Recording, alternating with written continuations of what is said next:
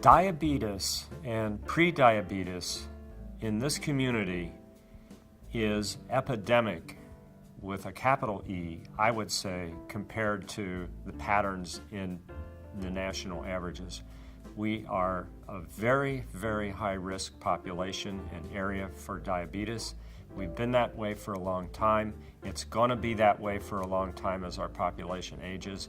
And this is a ticking time bomb. We have to get at it. We were looking for opportunities to demonstrate our corporate stewardship and concern with population health. We decided that screening for diabetes was one way to demonstrate that corporate stewardship and influence the health of a community. We had a hospital president. She asked the emergency department to start an intervention testing for hemoglobin A1C. So she herself had the foresight, knowledge that people were coming in here who probably were not diagnosed with their diabetes yet. And if they had diabetes, they probably weren't diagnosed with how severe it was. She asked the emergency department to get involved in doing some hemoglobin A1C testing. We did not exactly leap into it. We did it somewhat begrudgingly. Oh, another thing to do, another thing to do. The president wants us to do something else. And so we did it as much as we could with the limited resources we had.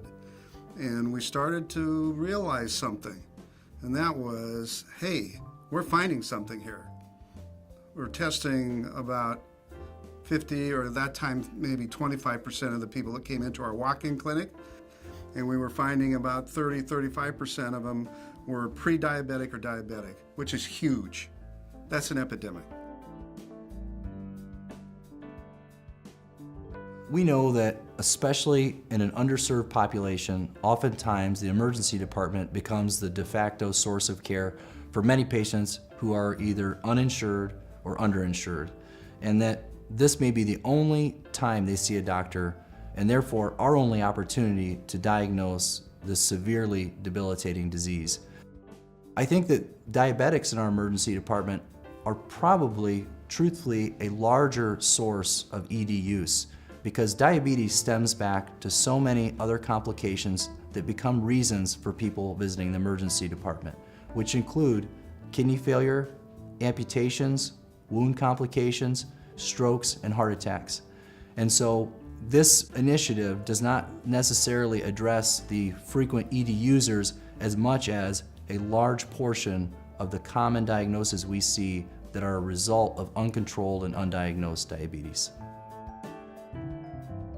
Our starting point was decrease by 5% the number of patients with diabetes who are using emergency services that are PCP treatable conditions. With that as our guidepost, we looked to our executive board and asked for representation from the physician community among the health systems so that we could have contributions and input around what would be some type of a reasonable project to take on from a community basis here within Detroit to help us achieve that goal. You know, our region historically has not been known for being very collaborative. Projects like Beacon and the great people behind Beacon and participating on the Beacon Executive Board, that's beginning to change.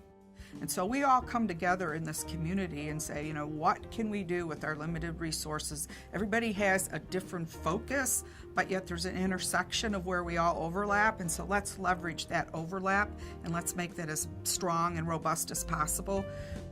GDAC, working with one of the physician organizations, Oakland Southfield Physicians, decided to work on an emergency department utilization project. And primarily what we were doing is working with primary care physicians to educate patients about the types of conditions that warrant a trip to the emergency department versus those types of conditions that really can wait and, you know, schedule an appointment with your doctor and come in and see the doctor. So how it flowed into the work that Beacon has been doing on diabetes is, again, educating people about when they should and should not go to the emergency department and helping them understand how to build a relationship with a doctor, somebody who's going to take care of all their needs on a regular basis. I am really passionate about educating employers on the value of investing in their workforce, about the value of creating healthy people. That's very, very significant because it helps people become healthier and more productive in their daily lives. it helps them live richer, more full lives, and it helps save money and improve quality all at the same time. And those are key words to business: saving money and improving quality. The patient response has been very positive.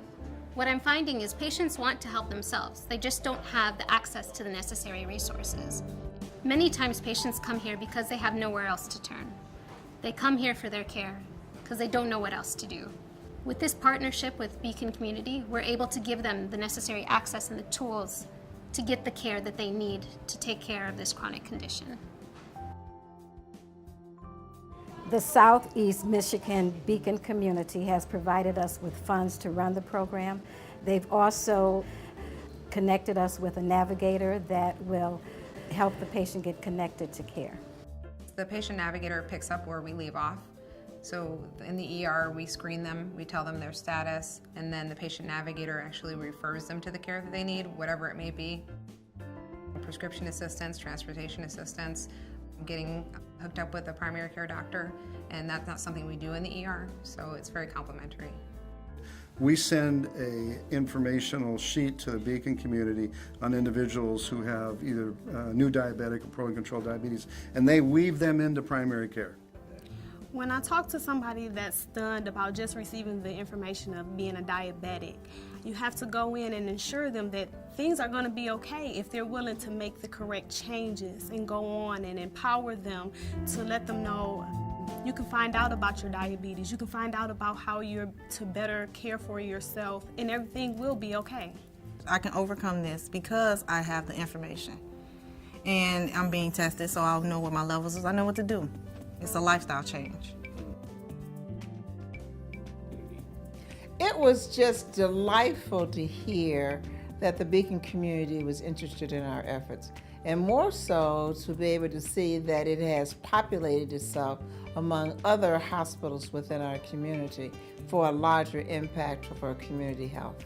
I think it's really wonderful that other hospitals are mimicking what we're doing and that others are considering getting on board. It's a start in doing something, as I said, something to the community, something to improve the health of the community. It's a start in trying to do things that are more efficient. Part of what the Southeastern Michigan Beacon community is engaged in is the electronic platform. So putting all this in databases and sharing information between caregivers, whether that's physicians or healthcare institutions, sharing information is critically important. So we don't do redundancy, so we can measure ourselves against the best. So that's intertwined in this whole effort. I think the Beacon program is quite amazing in that they have really looked at the problem from top to bottom.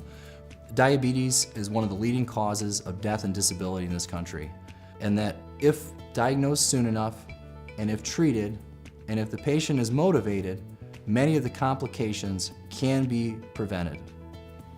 I'd just like to say thanks to the hospitals and health systems that are engaged in this. It's very, very significant that we have Detroit Receiving, that we have Henry Ford, and that also St. John is working on this as well.